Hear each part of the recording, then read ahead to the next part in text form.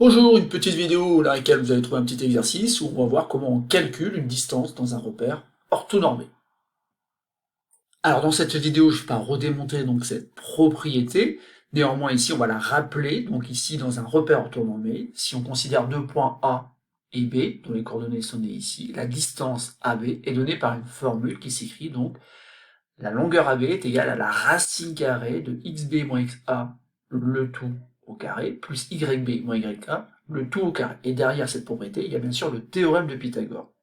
Et donc d'ailleurs une petite remarque, moi à mes élèves, donc je considère qu'il est plus facile d'écrire AB au carré est égal à xb moins xa au carré, plus entre parenthèses yb moins yk au carré, donc ne pas traîner la racine carrée et simplement faire le même raisonnement qu'avec le théorème de Pythagore, c'est-à-dire qu'une fois que vous aurez AB au carré, il ne restera plus qu'à prendre la racine carrée pour obtenir la longueur AB.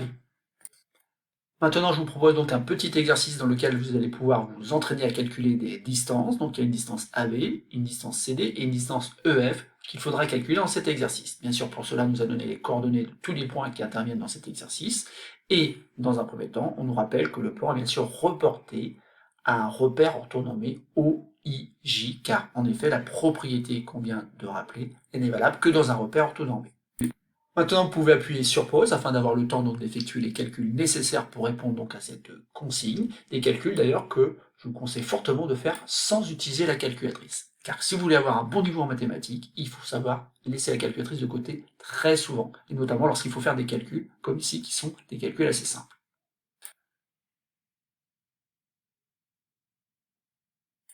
Passons maintenant donc à la correction de cet exercice. Donc on nous a donné bien sûr les coordonnées des points A et B afin qu'on puisse calculer la distance AB.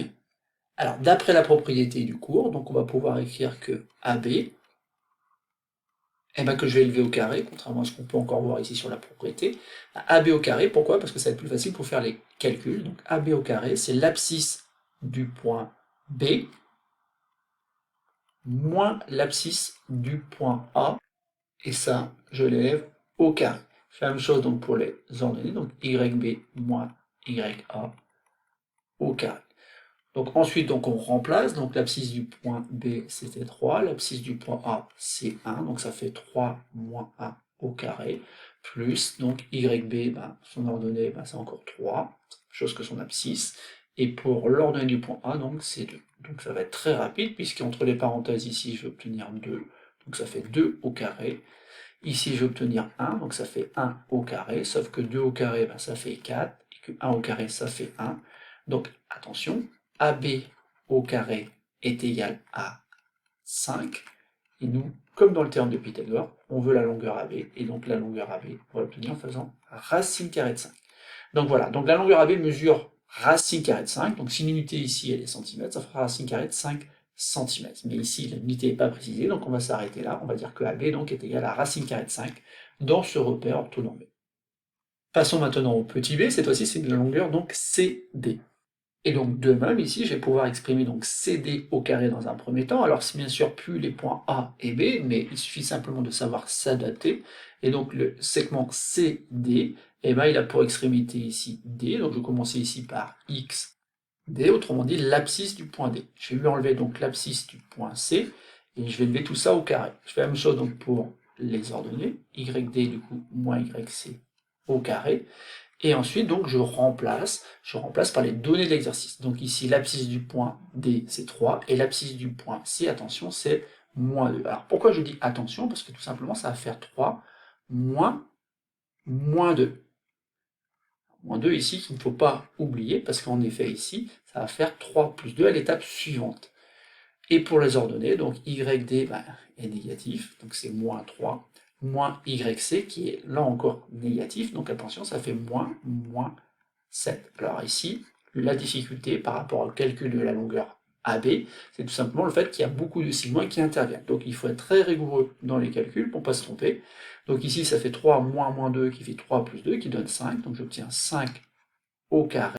Ensuite, ici, dans les parenthèses, donc on a moins 3, moins, mais qui va donner plus, donc moins 3 plus 7, moins 3 plus 7, et bien ça donne 4. Et donc ici, je vais reporter 4 au carré. Ensuite, donc, je calcule 5 au carré, j'obtiens 25, 4 au carré, j'obtiens 16, et tout cela, bien sûr, me fait 41, sauf que 41, c'est tout simplement CD au carré. Donc ici, comme on veut CD, eh ben, je vais prendre la racine carrée de 41, et c'est terminé. J'ai bien obtenu donc la longueur CD dans ce repère orthonormé.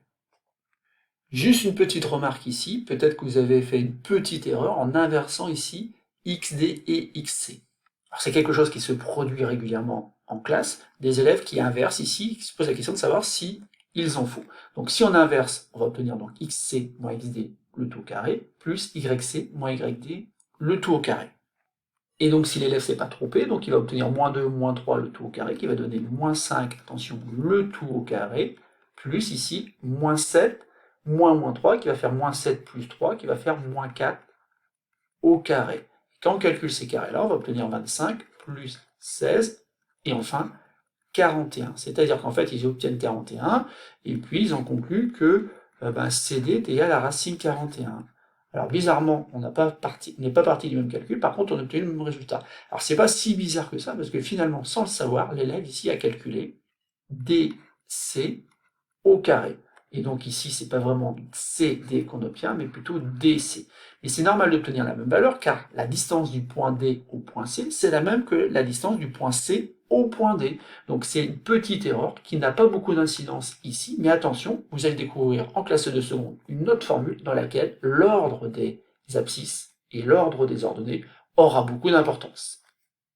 On va terminer donc cette petite vidéo avec le calcul de EF, et dans un premier temps, donc on va calculer EF au carré. Alors EF au carré, il faut prendre l'habitude de prendre ici F, ou plutôt son abscisse, donc XF moins XE, le tout au carré. Autrement dit, en fait, on part de E, on arrive en F, et donc pour avoir la distance de E à F, c'est plus logique de prendre l'abscisse de F moins l'abscisse de E, et je fais la même chose pour les ordonnées. Donc YF moins YE, le tout au carré. Maintenant, donc, on va remplacer. Donc, XF, c'est moins 2, moins l'abscisse de E qui est 6, donc ça fait moins 6, le tout, donc, bien sûr, au carré, plus, et on va faire la même chose avec les ordonnées. Donc, ici, on a 1 pour l'ordonnée du point F, mais là encore, il faut faire attention, l'ordonnée du point E est négative, donc on va faire 1 moins 1.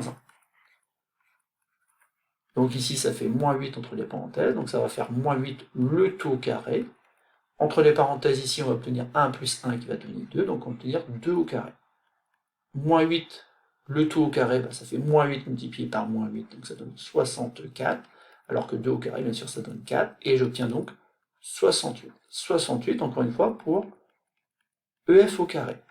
Et nous, ce qu'on veut, donc, c'est la longueur EF, et comme dans le théorème de Pythagore, donc on va faire appel ici à la racine carrée donc de 68. Alors attention, on ne va pas en rester là, car en classe de seconde, on doit être capable, en fait, quelque part, de réécrire ça plus simplement. Et il faut imaginer donc que 68 puisse tout simplement s'écrire à l'aide d'un carré parfait.